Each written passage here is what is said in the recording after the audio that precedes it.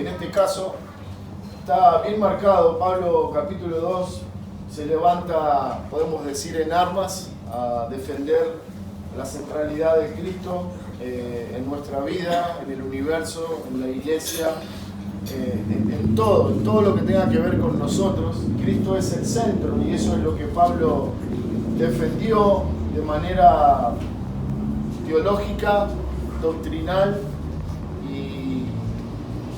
y es lo que vimos en el capítulo 2. Ahora, a partir del capítulo 3, Pablo lo que va a hacer es, después de esa batalla intelectual, podemos decir, bíblica, escritural, él ahora tiene en su corazón pastoral el deseo de animar a los hermanos que están realmente afectados por toda la situación que están viviendo. Entonces, nos vamos a encontrar en los primeros 4 versículos del capítulo 3 a un apóstol Pablo que está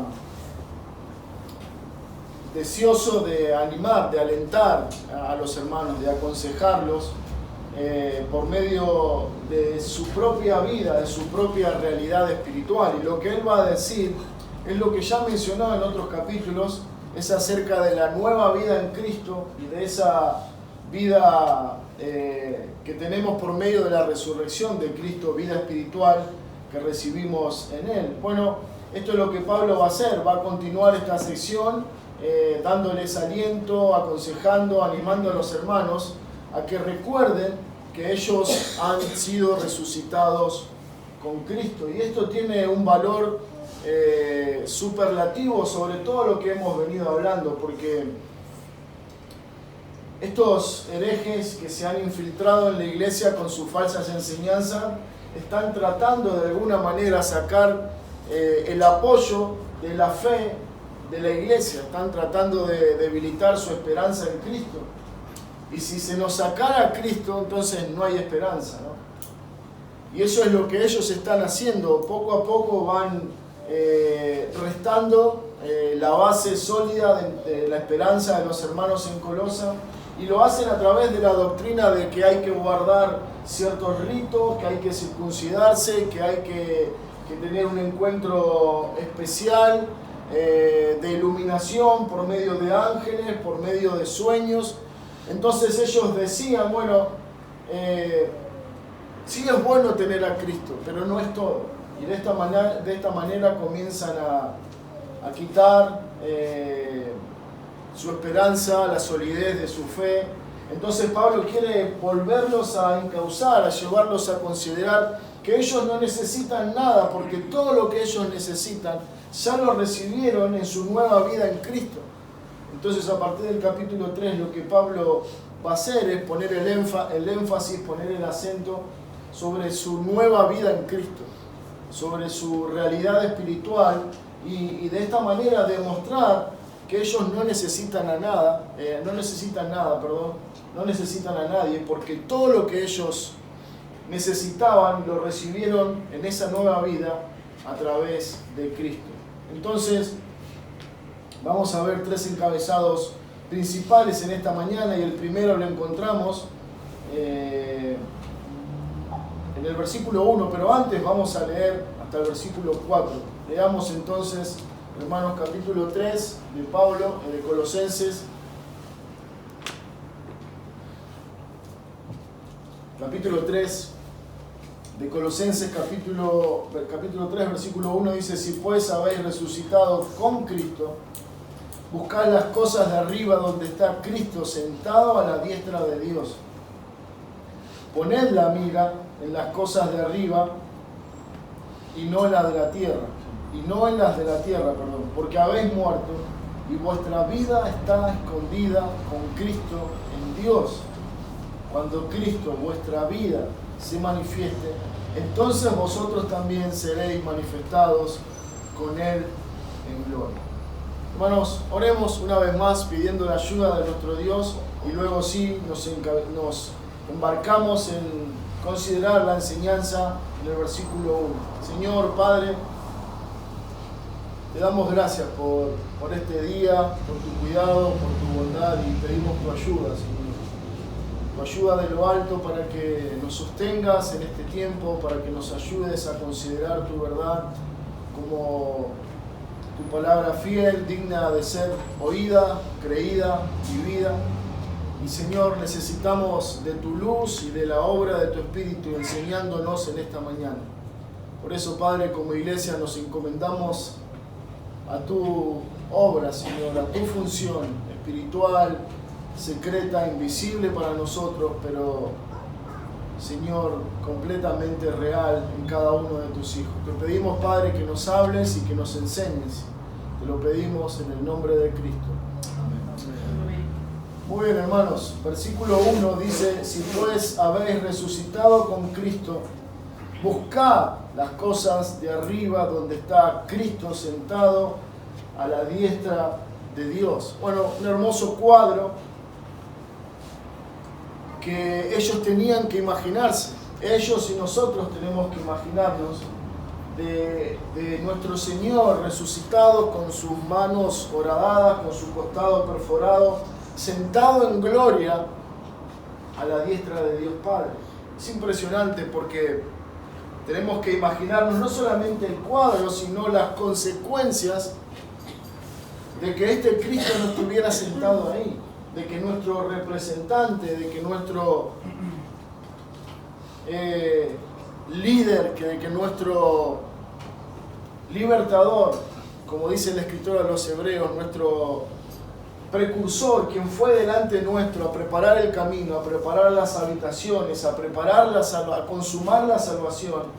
Imaginemos lo grave que sería que Pablo dijera que ellos tenían que vivir una vida como resucitados en Cristo, pero que Cristo no estaba ahí sentado a la diestra de Dios Padre. Bueno, Pablo tiene un interés en que ellos sepan, recuerden, Cristo está sentado a la diestra de Dios. Eso implicaba que su salvación, la que estaban cuestionando estos falsos maestros, la salvación que ellos le decían: no, tu salvación no es completa porque te falta la circuncisión, te falta una experiencia con los ángeles, te falta esto. Cristo dice: no, Él se sentó a la diestra de Dios. Y esto tenía una característica legal, donde Cristo sentado a la diestra de Dios implicaba un reconocimiento, una exaltación, pero también un reconocimiento de parte de Dios, aceptando que su obra representativa por su pueblo había sido aceptada y consumada. Él dijo en la cruz: consumado es, tetelestai. He terminado la obra que se me ha dado a hacer. He salvado a todos los que tengo que salvar.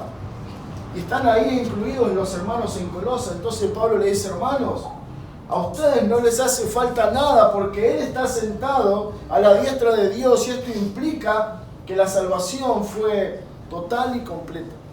Si tu fe está en Cristo, no hace falta más nada. Eso es lo que de alguna manera Pablo les está diciendo.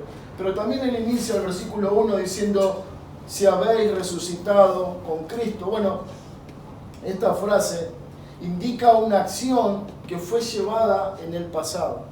Él no les está diciendo que ellos van a ser resucitados en el futuro con Cristo. No, dice: ustedes ya fueron resucitados con Cristo. Está implicando la resurrección de Cristo. Así como Cristo fue levantado por el poder de Dios, de la misma manera, ese poder obró en nosotros para salvación, trayéndonos a la vida espiritual. Pablo les escribe a los hermanos en Efesios 2 y dice: Él os dio vida a vosotros cuando estabais muertos.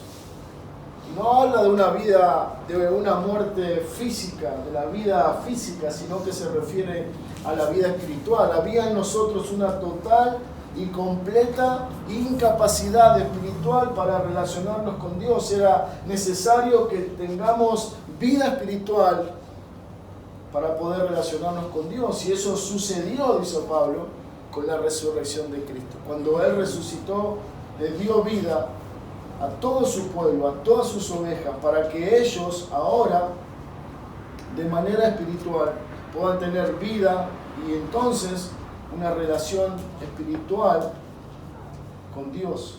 Dice Pablo escribiendo a los Romanos en el capítulo 6, versículo 4: porque somos sepultados juntamente con Él para muerte por el bautismo, a fin de que como Cristo resucitó de los muertos por la gloria del Padre, así también nosotros andemos en vida nueva.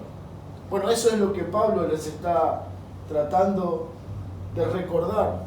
No simplemente quiere decirles, bueno, la realidad espiritual de ustedes es que ahora tienen vida en Cristo, es que ahora pueden relacionarse con Dios, sino que si esa vida es real, si verdaderamente ellos están en Cristo, si ellos recibieron esa nueva vida de parte de Dios, eso implica ahora una nueva vida. Y esa vida se recibe solo por la fe. No hay que hacer nada en particular. No se trata de obras, no se trata de sueños, no se trata de régimen alimentario, no se trata de ciertos ritos o de nada. Se trata de la fe en Cristo. Entonces Pablo está diciendo, bueno, a ustedes ahora que han sido resucitados con Él, desechen todas estas cosas y vivan esa nueva vida que recibieron en Él. De eso se trata la fe, de eso se trata el Evangelio, de eso se trata su vida en Dios, vivir ahora para Dios, cosa que antes ni ellos ni nosotros podíamos. Por eso dice Pablo que fuimos sepultados con Cristo, resucitados con Él. Es lo simbólico del bautismo, pero que representa una realidad espiritual, y que esa realidad espiritual que sucede en nosotros nos lleva entonces a una nueva vida en Cristo. Hermanos, esa es la realidad de todos aquellos que han depositado su fe en Cristo. Tenemos una nueva vida en Él.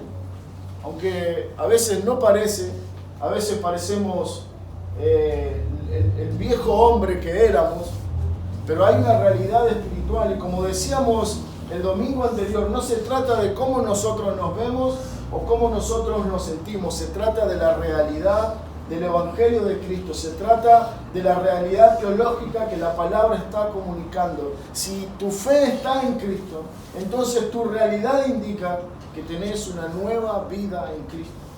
Y seguramente necesitamos un largo caminar en Él para una mayor santificación, para una mayor conformidad a Cristo, pero la realidad es que hay una nueva vida espiritual que nos permite, por medio de la fe, tener comunión con Él. Dice Juan, capítulo 11, versículo 25, Jesús dijo, yo soy la resurrección y la vida. El que cree en mí, aunque esté muerto, vivirá. Hermosas palabras del Señor, es una declaración preciosa de Cristo. Él dice, bueno, yo soy la resurrección y la vida, ¿no? Esto no es algo que Él simplemente hace. Claro, Él resucitó muertos, Lázaro y algunos otros más. Él dice, yo resucito y yo doy vida. Bueno, en el contexto de lo que estamos viendo en Colosenses, Él es el que sostiene la vida, Él es el que hace nacer y Él es el que hace y permite que vivamos. Pero esto es lo que Él es, no solamente lo que Él hace, esto es lo que Él es. Él es resurrección y Él es vida.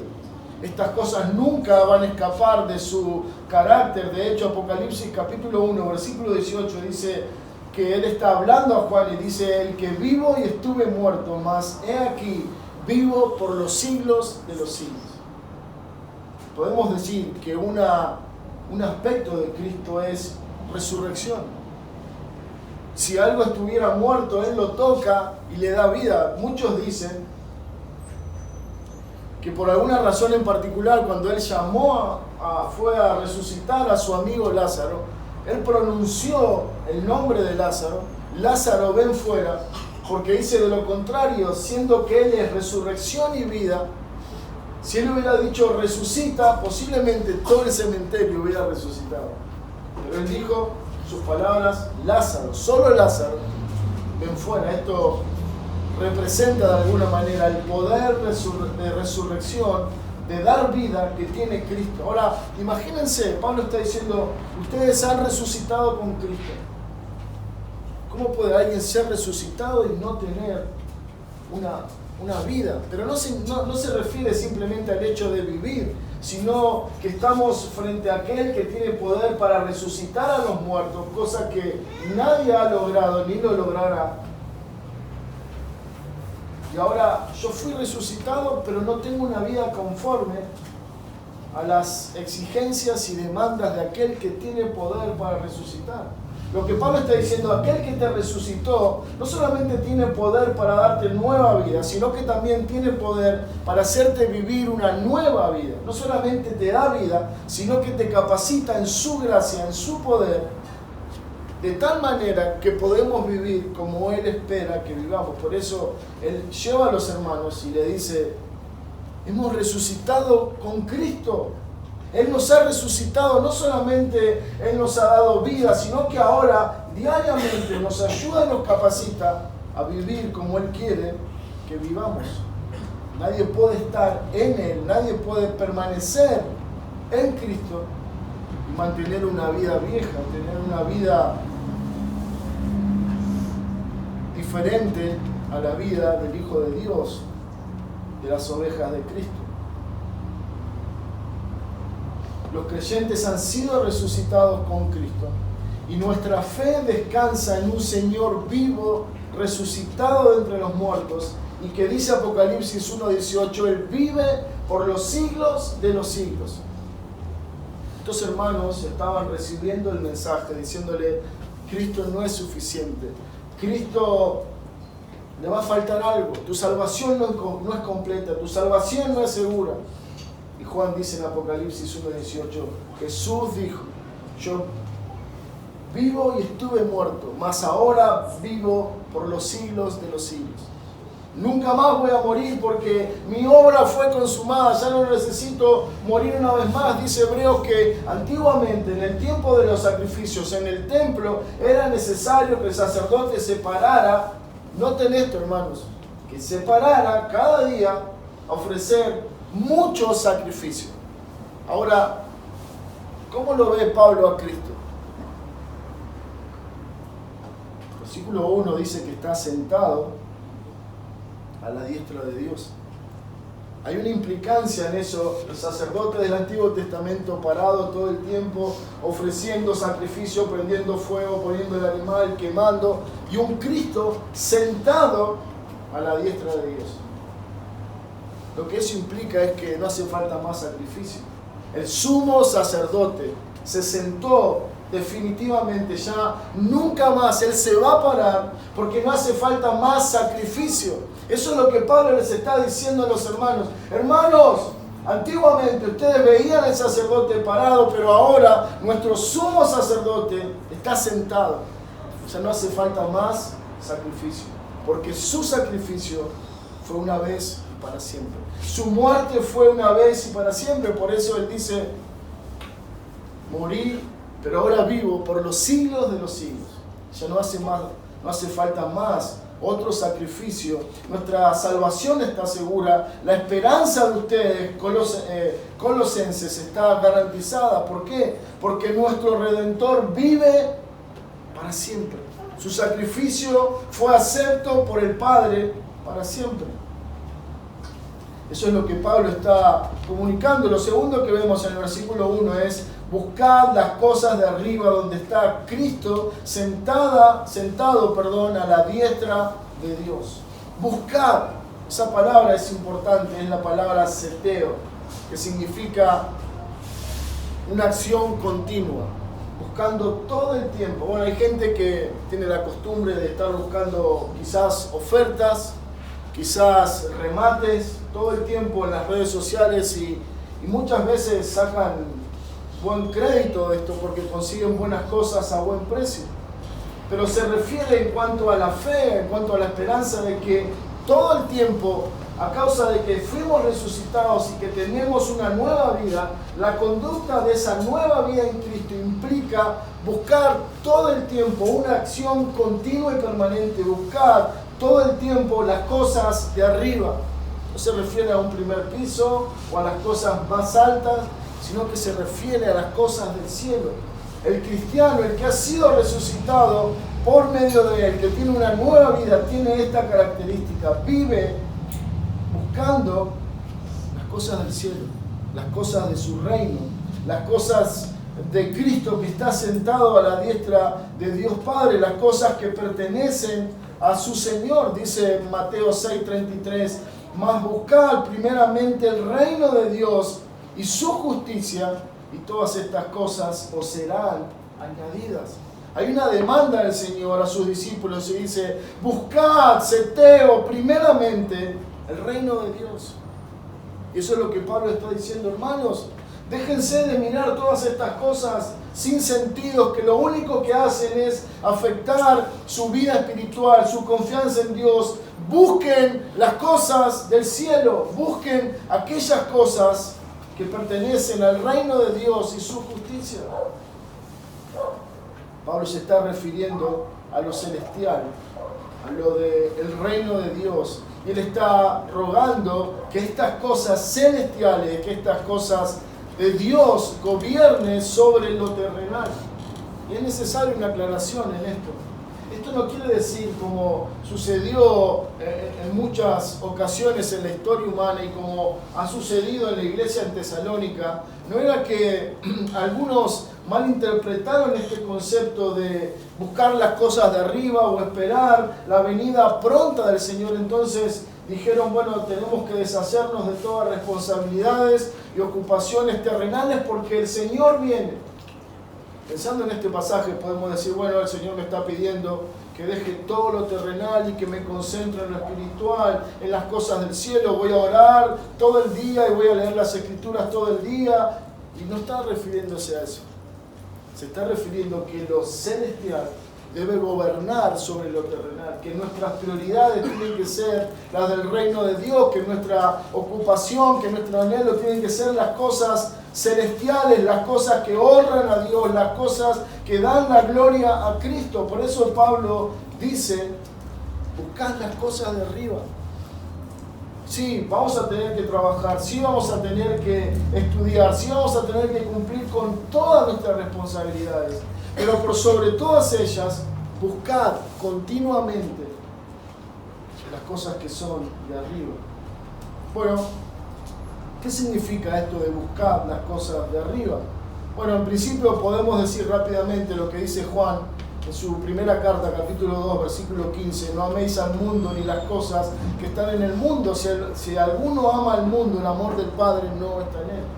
Buscar las cosas de arriba significa desarraigarnos de esta tierra, poner nuestra mirada en lo eterno, hacer tesoros en el cielo, buscando las cosas de arriba. Ahora, con esto quiere decir que no tengo que trabajar, que no me puedo comprar un auto, que no puedo tener una casa, que no puedo tener una familia. No. Pero que todas estas cosas no sean un impedimento para continuar buscando las cosas del reino de Dios. Segunda de Corintios 4:18 dice, no mirando nosotros las cosas que se ven, las cosas terrenales, pasajeras, sino mirando las que no se ven. Pues las cosas que se ven son temporales, pero las que no se ven son eternas. Pablo está diciendo, hermanos, todas estas propuestas doctrinales son cosas terrenales, cosas que ellos pueden tocar, que ellos pueden palpar, que ellos pueden sentir.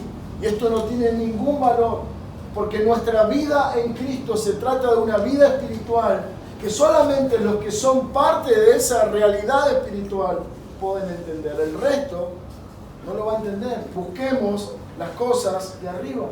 Debemos buscar cosas de arriba porque las cosas de este mundo son temporales, se acabarán. Pero sin embargo, cuando nosotros invertimos en el reino de los cielos, esa ganancia, ese tesoro permanece para siempre. Nadie lo puede robar, nadie nos puede quitar lo que hacemos para el reino de los cielos. Dice Pablo escribiendo a Timoteo en la segunda carta, capítulo 2, versículo 4, ninguno que milita se enreda en los negocios de la vida, a fin de agradar a aquel que lo tomó por soldado. Pablo está indicando que todo hijo de Dios debe tener su mirada en el cielo, debe estar mirando a su Señor. Claro, no lo vemos físicamente, es un acto de fe, es una esperanza, un anhelo que tenemos. Pero debemos estar pensando en lo eterno, o debemos estar pensando, como dice Pablo, no enredarnos en los negocios de esta vida, en los negocios terrenales, sino que nuestra meta debe estar siendo mirar al cielo para agradar a aquel que nos llamó para ser parte de su reino, de su ejército. Un ejemplo de esto lo encontramos en Hechos, capítulo 1, versículo 11, es la muerte de Esteban. Ya está próximo a morir, a ser apedreado. Dice el versículo 11, los cuales también le dijeron, varones Galileos, dije cualquier cosa. Esta es después que están todos en el monte y Cristo es llevado por los ángeles. Y los ángeles dicen este mensaje. Los cuales también le dijeron, varones Galileos, ¿por qué estáis mirando al cielo? Este mismo Jesús que ha sido tomado de vosotros al cielo, así vendrá como le habéis visto ir al cielo. Cuando nosotros hablamos con el mundo acerca de que nuestra búsqueda es celestial, de las cosas de arriba, puede parecer una locura o puede sonar a la voz de los ángeles. No quiero decir que lo que los ángeles dijeron esté mal, es simplemente un ejemplo. ¿Por qué estáis mirando al cielo? Bueno, miramos al cielo porque ahí está sentado nuestro Señor. Miramos al cielo porque ahí está puesta nuestra esperanza. Miramos al cielo porque se trata de agradar a aquel que nos tomó por soldado y que está sentado a la diestra de Dios. De eso se trata cuando Pablo dice, buscad las cosas de arriba. Hermanos, el llamado del Evangelio para cada uno de nosotros es desarraigar nuestra esperanza, nuestros sueños terrenales y ocuparnos de lo eterno, de las cosas que agradan a aquel que te llamó a ser parte de su iglesia. El cielo que anhelamos no es por el cielo en sí, no anhelamos el cielo por el simple hecho de estar en el cielo, sino que anhelamos el cielo porque ahí está nuestro Salvador. Dice Pablo, Él está sentado a la diestra de Dios. El anhelo de todo hijo de Dios debe ser ese anhelo ferviente, ese anhelo creciente, profundo. Quiero ir al cielo, pero no por el simple hecho de tener una vida eterna o una vida interminable en los cielos. No, quiero ir al cielo, tener una vida eterna para estar en el cielo con Cristo y disfrutar eternamente de Cristo, mi Señor. Es por eso que el cristiano anhela el cielo, es por eso que el cristiano pone sus ojos constantemente en esta esperanza. Pablo lo dice así en Filipenses 1:23, porque de ambas cosas estoy puesto en estrecho, teniendo deseo de partir y estar con Cristo, lo cual es muchísimo mejor. Dice Pablo, deseo irme de esta tierra, deseo partir de este mundo, porque quiero estar con Cristo, lo anhelo, lo deseo. Bueno, esta es una manera de vivir buscándolo de arriba. Pablo dice, no es suficiente que Cristo sea preeminente, como ya les mostré en el Evangelio, en la cruz, en la creación, en la iglesia. Es necesario también que Él sea una preeminencia, que Él sea el centro en nuestra vida. Por eso dice, saber resucitados con Cristo, buscar las cosas de arriba donde está Cristo sentado a la diestra de Dios. Si eres un hijo de Dios, debemos procurar buscar las cosas espirituales, conocerle más a Él, crecer más en Él, honrarle más a Él, anhelarle más a Él, proclamar más y más acerca de Él. De eso se trata esa nueva vida en Él, de eso se trata la centralidad de Cristo en nosotros. Dice Pablo, donde está Cristo sentado a la diestra de Dios.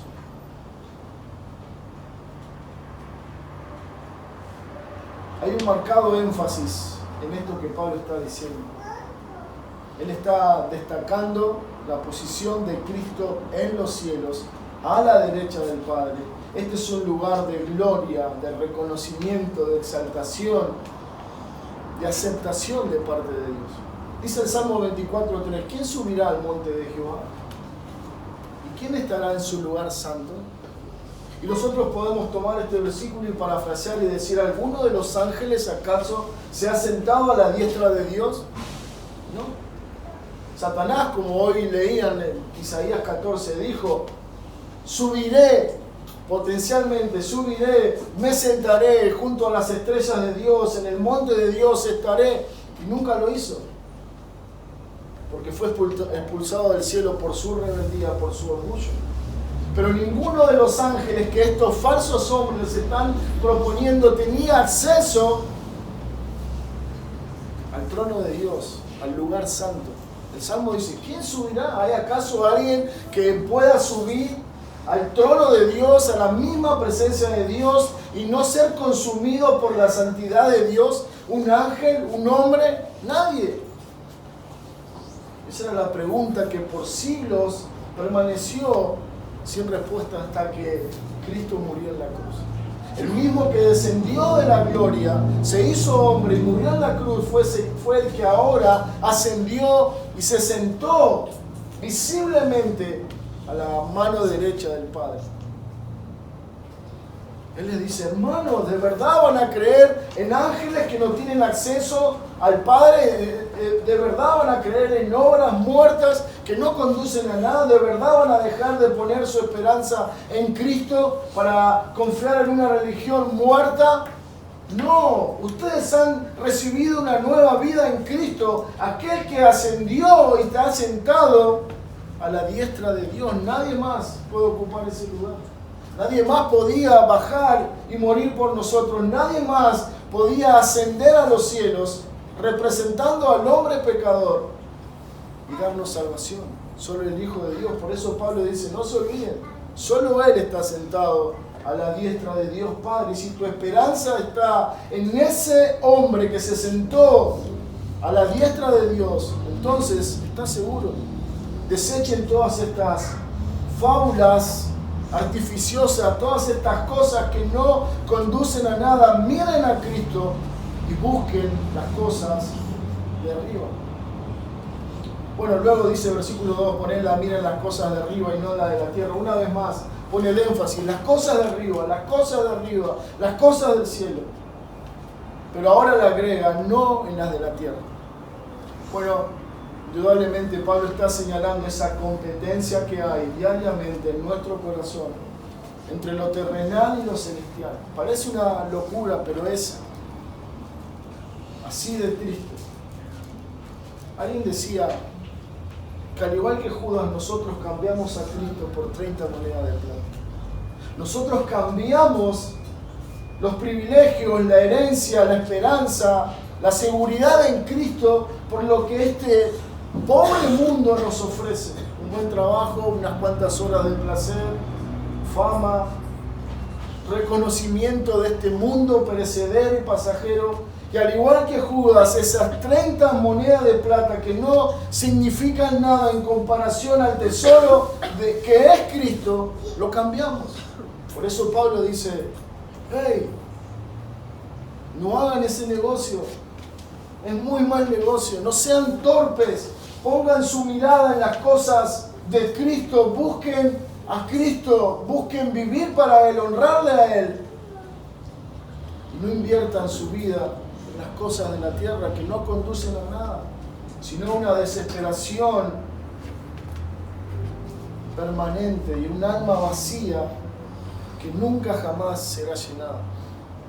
Por eso Pablo dice, si ustedes han sido resucitados, no es que lo pone en duda, él lo está afirmando, ustedes fueron resucitados, entonces vivan esta realidad, disfruten de ese Cristo y de esa vida.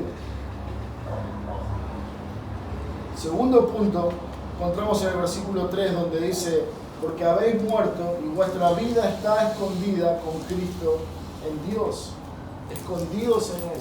Bueno, el primer punto no sé si lo había mencionado, pero veíamos, el primer encabezado era resucitados con Cristo, el segundo encabezado es escondidos en Él. Es lo que dice Pablo en versículo 3, ustedes murieron y vuestra vida está escondida con Cristo. Hay un juego de palabras en esto, un juego de palabras y un juego de conceptos. Pablo, capítulo 2 de Efesios, dice, ustedes estaban muertos Entonces alguien dice, ¿cómo, Pablo? Estoy muerto acá en Efesios y acá me decís que estoy muerto con Él. ¿En qué momento vivo? ¿Cómo es que ahora me decís que tengo una vida nueva por medio de la resurrección de Cristo en Él? ¿De qué se trata? Bueno, Pablo no está hablando acá de una muerte física, sino que se está refiriendo a ese gobierno, a ese derecho que el pecado ejercía sobre nosotros. Y dice Pablo, ustedes murieron a esa esclavitud, a ese tipo de vida. Esa vida murió, fueron libertados porque habéis sido resucitados con Cristo y habéis muerto a esa vieja manera de vivir. Ahora nuestra nueva vida está en Cristo. La muerte aquí se refiere a que en la salvación nosotros morimos a esa vida de pecado, gobernado por nuestras pasiones. Ahora somos libres de esa conducta y se nos ha concedido en Cristo una nueva vida, libre del pecado, de la esclavitud, de su dominio, no libre de pecar, libre de su dominio. Seguiremos pecando, pero ya el pecado no tiene dominio, gobierno sobre nosotros. Dice Pablo en Romanos capítulo 6, versículo 1, ¿qué pues diremos? ¿Perseveraremos en el pecado para que la gracia abunde? En ninguna manera, porque lo que hemos muerto al pecado, ¿cómo viviremos aún en él? De eso se trata, este es el concepto. Hemos muerto al pecado. Éramos instrumentos del mal, dice Pablo, éramos esclavos al pecado.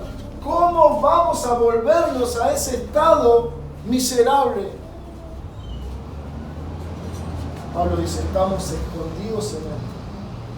El pecado que habita en nosotros ya no gobierna, ya no manda. Si bien podemos ser aún influenciados y seducidos por nuestra naturaleza y por nuestro deseo de pecar, el pecado ya no es un rey tirano que nos obliga a hacer lo que él manda y ya no tiene autoridad sobre nosotros. Si bien todos nosotros pecamos, esto ya no es una conducta voluntaria en nuestro corazón. Ahora somos libres en Cristo. Ahora podemos decir no al pecado. Esto no quiere decir que no vamos a pecar más. Vamos a pecar, pero podemos luchar contra el pecado cada día en su gracia y decirle no al pecado. Romanos 6:5 dice, porque si fuimos plantados juntamente con Él en la semejanza de su muerte, así también seremos en la de su resurrección. Hay un concepto que quería compartir acá, las primeras palabras del versículo 5, porque dice, fuimos plantados juntamente con Él. Pablo está diciendo, hermanos, ustedes y nosotros, todos los cristianos, están escondidos en Él. Pablo, capítulo 6 de Romanos, versículo 5, está hablando de que fuimos plantados. La idea que está comunicando Pablo es la de una semilla. El agricultor, el granjero, ahí luego de abrir el surco en la tierra, preparar esa tierra para ser sembrada, tiene que tomar una semilla y enterrarla en la tierra para que luego de un tiempo de cuidar esa tierra, de regarla, de abonarla, de que reciba el sol, el aire necesario, comience a crecer y al fin de mucho tiempo dar fruto. Cuando Pablo está diciendo a los colosenses, ustedes están escondidos en Él, está diciendo de alguna manera, ustedes fueron plantados en la mejor tierra que es Cristo. El resultado de esa unión espiritual con Cristo, de estar escondido en Él, implica que habrá frutos, nueva vida en Él, una vida fructífera, una vida que muestra a Cristo, una vida que busca lo celestial, lo eterno. No en vano el Señor dijo, San Juan 15, que permanece en mí y yo en Él. El que está plantado en mí, el que está arraigado en Cristo, lleva mucho fruto. Por eso Pablo le dice, ¡hey, colosenses, presten atención a esto!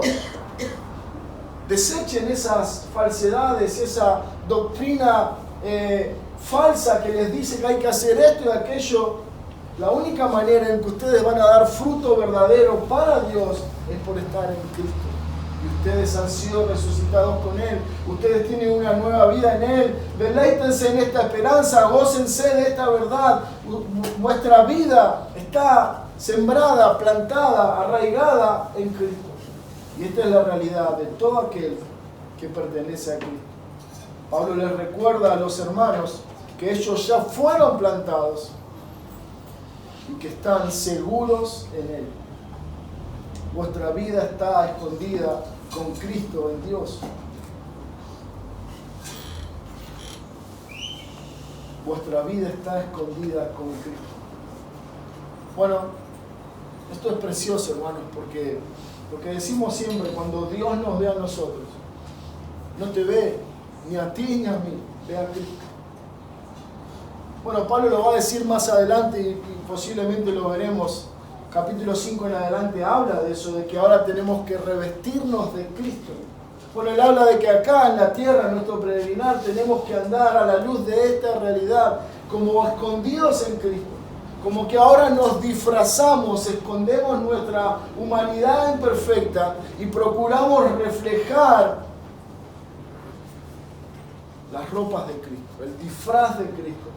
Lo decimos en el buen sentido de la palabra, no es que alguien se disfraza para engañar o para burlarse, no. Nos disfrazamos imitando a eso que anhelamos. Pablo dice, vuestra vida está escondida en Cristo. El Salmo 119, versículo 114 dice, mi escondedero y mi escudo eres tú, en tu palabra he esperado. Ese es otro concepto de lo que Pablo está diciendo. No solamente dice, ustedes están en Cristo, ustedes están sembrados en Él, están seguros, vuestra esperanza está firme, nadie los va a poder arrebatar de la mano de vuestro Padre, sus raíces son profundas y eternas, están seguros en Él. Pablo no solamente se refiere a ese aspecto, sino que se refiere también a que en Cristo está nuestro lugar seguro por excelencia. En Cristo. No la iglesia, no tu familia, no una relación, no una persona, no tu conocimiento, en Cristo.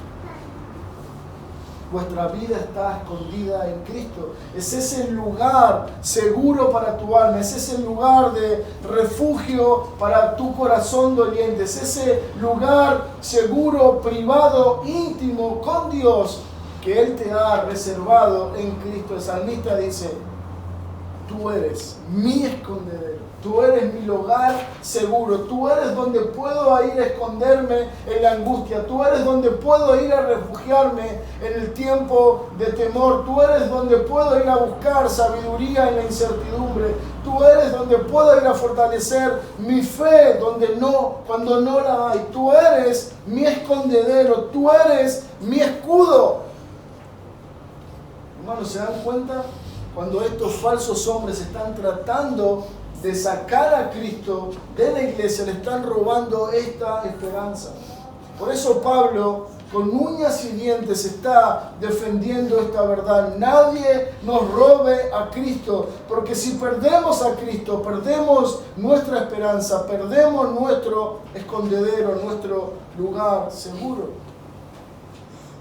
Dice el Salmo 18:2, Jehová, roca mía y castillo mío, y mi libertador, Dios mío, fortaleza mía, en Él confiaré, mi escudo y la fuerza de mi salvación, mi alto refugio. Cuando Pablo les está diciendo, hermanos, nuestra vida está escondida en Él, en Dios, está refiriéndose no solamente a su posición legal y espiritual hoy de cada hijo de Dios, se está refiriendo también a que tenemos por medio de Cristo un lugar seguro. Dice el escritor de los Hebreos que por medio de Cristo podemos acceder al trono de la gracia para hallar socorro oportuno. Es por medio de Cristo.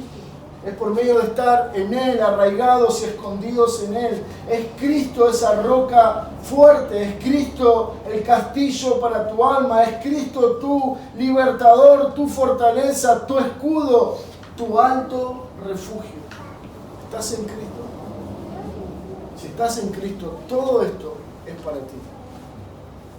porque tu vida está escondida en Él. Eso es lo que Pablo está comunicando a los hermanos. Y eso es lo que él está procurando poner en su corazón para animarles, para ayudarlos a poner una vez más su mirada en Cristo. Tercero y último, hermano, una esperanza futura. Una esperanza futuro. Versículo 4 dice: cuando Cristo vuestra vida se manifieste, entonces vosotros también seréis manifestados con Él en gloria. Cuando Cristo vuestra vida se manifieste, entonces vosotros también seréis manifestados con Él en gloria.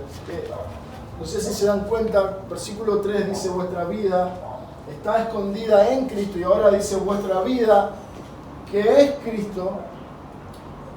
Cuando Cristo vuestra vida se manifieste, entonces también seréis manifestados con Él en gloria. Todo esto tiene que impactar en sus mentes. Todo esto tiene que llevarlos a pensar: ¿qué estábamos haciendo poniendo la mirada en estas cosas terrenales, en la religión, en los ángeles, y nos estamos perdiendo de este tesoro, de este manjar espiritual que es Cristo?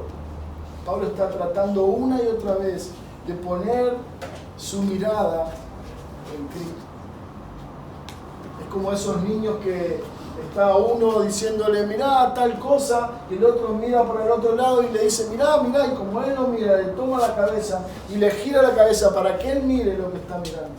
Pablo dice: miren a Cristo, mira, tu vida está segura en Él, mira tu esperanza, mira la característica de tu Señor y tu Salvador, confía en Él, espera en Él, descansa en Él.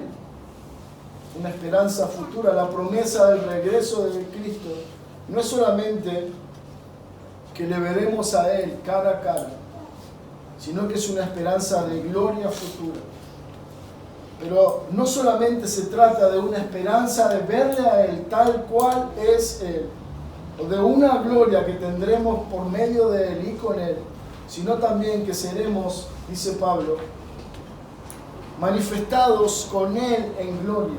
Romanos 8:19 dice: porque el anhelo ardiente de la creación es el aguardar la manifestación de los hijos de Dios. Lo que esta tierra, lo que este mundo está esperando, y a veces ni lo sabe, es que es aquel día cuando Cristo venga y todos sus santos sean revelados en esa salvación completa, en esa perfección, en esa santidad que recibiremos, en esa gloria con Él. La gloriosa manifestación de Cristo es lo que Pablo está anunciando en el futuro. Él está diciendo: bueno, cuando Cristo, nuestra esperanza, nuestra vida, se revele, se manifieste, se dé a conocer, entonces todos nosotros seremos manifestados con Él en gloria. ¿Por qué Pablo está diciendo esto? Bueno, estos falsos hombres están diciendo: no, que ustedes tienen que buscar la perfección, que ustedes tienen que cuidarse de esta comida, de esta práctica, de tomar esto, de tomar aquello, y así van a encontrar, a alcanzar la perfección, la santidad extrema, y así entonces estarán seguros. Pablo dice: no se equivoquen, la perfección, la iglesia perfecta será en la gloria. El santo perfecto será en gloria. El hombre fiel estará solamente en gloria. Mientras tanto, viviremos en una iglesia imperfecta, con santos imperfectos, con pecadores que odian pecar, pero que seguirán pecando. Porque solamente cuando veamos a Cristo, y cuando seamos manifestados con Él en gloria, entonces, solo entonces, habrá una evidencia de perfección y de completa santidad. Primera de Juan 3:2 dice: amados, ahora somos hijos de Dios, y aún, noten esto, aún no se ha mostrado, manifestado lo que hemos de ser. Todavía falta. ¿Qué falta? Que Él se manifieste. Porque cuando Él se manifieste, entonces todos nosotros seremos manifestados como Él es. Pero sabemos que cuando Él se manifieste, seremos semejantes a Él. ¿Se da cuenta, hermano, lo que está diciendo? Dice: todavía no se ha manifestado lo que hemos de ser. Estamos en ese proceso de transformación. Estamos en ese proceso de perfección. Mientras tanto peregrinamos en una tierra de pecado, de imperfección y de maldad. Y muchas veces esa es nuestra conducta y nuestra vida. Pero cuando Él se manifieste, seremos semejantes a Cristo. Todos nosotros, hombres y mujeres, tendrán esa perfección en Cristo. Tendrán esa gloria que Él tiene con el Padre hoy sentado a su diestra. Le veremos a Él tal como Él es. Veremos a Cristo. Le contemplaremos en la eternidad, en gloria. Le contemplaremos y nos gozaremos con Él. Y todo aquel que tiene esta esperanza, dice Juan, se purifica a sí mismo en Él. El que tiene esta esperanza de la gloria venidera de un Cristo que se manifestará pronto se purifica. ¿Por qué? Porque tiene una nueva vida, porque busca las cosas de arriba, porque anhela en esperanza ver al Señor. Cuando Cristo en vuestra vida sea manifestado, sus atributos, su majestad, su poder serán exhibidos públicamente. Entonces los colosenses y nosotros también seremos manifestados con Él y como Él es. Dice Juan, seremos semejantes a Cristo. El anhelo, hermano, de tu corazón siempre ha sido no solamente buscar las cosas de arriba, sino que hemos rogado a Dios, quiero ser como Cristo. Bueno, un día llegará ese momento. Dice Juan, cuando le veamos a Él, seremos semejantes a Él. Romanos 8:17 dice, y si hijos también herederos, herederos con Dios y coherederos con Cristo, si es que padecemos juntamente con Él, para que juntamente con Él seamos glorificados. Primera de Corintios 15:52 dice, en un momento, en un abrir y cerrar de ojos, a la final trompeta, porque se tocará trompeta y los muertos serán resucitados incorruptibles y nosotros seremos transformados. Eso es lo que Pablo está diciendo. Cuando Él se manifieste, nosotros seremos manifestados con Él en gloria. Lo que ahora vemos es una sombra, lo que ahora vemos es imperfecto, pero aquel día cuando Cristo venga por su iglesia, Él transformará esta corrupción en algo incorruptible, este cuerpo carnal en un cuerpo celestial para siempre y seremos semejantes a Él. Filipenses 3:21 dice, el cual transformará el cuerpo de nuestra humillación para que sea semejante al cuerpo de la gloria suya, por el poder con el cual puede también sujetar a sí mismo todas las cosas. Hoy tenemos algunos kilos de más, algunos nos faltan pelo, nos falta altura, nos duelen los huesos, nos duele el alma. Pero hermanos, tengan esperanza.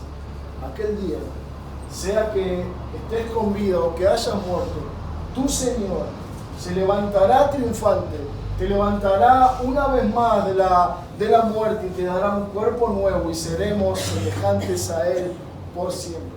Esto es lo que Pablo está usando, hermanos, para traerlos a Cristo, para que ellos se gocen, para que ellos se deleiten y digan, ¿qué hemos hecho? ¿Cómo hemos permitido ser engañados por esta mentira? ¿Cómo hemos permitido que nos roben nuestra esperanza, que nos roben a Cristo?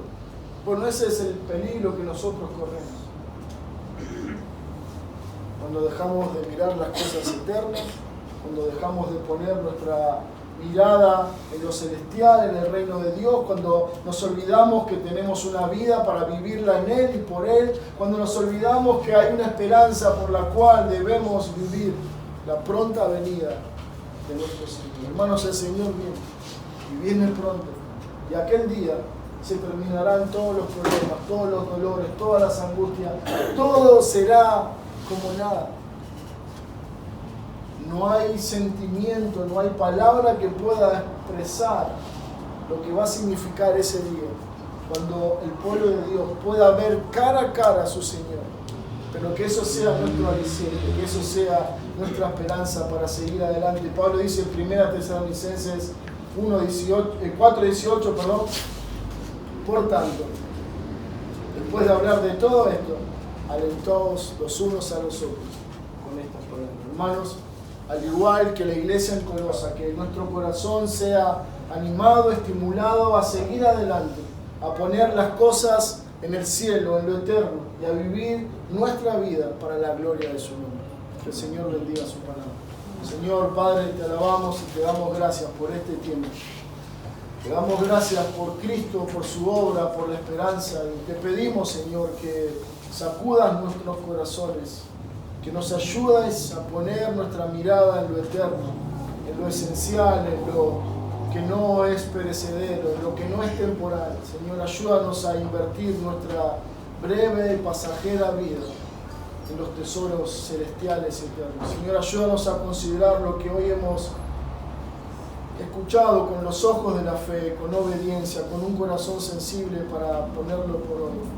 Y ayúdanos a que como iglesia podamos vivir a la luz de esta esperanza, de que tú vienes pronto y que vienes por nosotros. Señor, bendice tu palabra, te lo pedimos en el nombre de Cristo. Amén.